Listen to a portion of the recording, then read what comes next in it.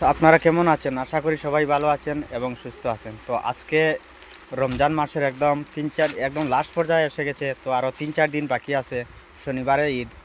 তো আমি বর্তমানে আছি আসামের শ্রীভূমি জেলায়। তো এখানে দেখতে পাচ্ছেন ঈদের বাজার।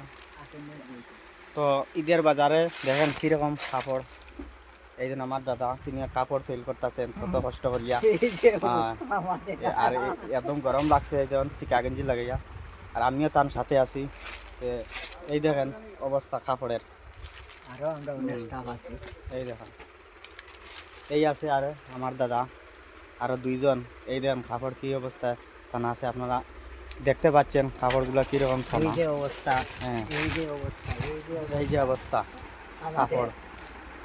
তো এদিকে আরো দেখেন সব কাপড় ছানা, দেখতে পাচ্ছেন কাপড় ছানা। তো আর এদিকেও দেখতে পাচ্ছেন এগুলা কাপড় ছানা।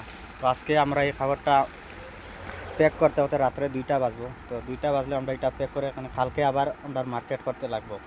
তো যারা যারা আমার ভিডিওটি দেখছেন, আমার ভিডিও লাইক, কমেন্ট, শেয়ার আর সাবস্ক্রাইব করবেন। তো আমার ভিডিও ভালো লাগলে বেশি বেশি করে শেয়ার করবেন। নমস্কার।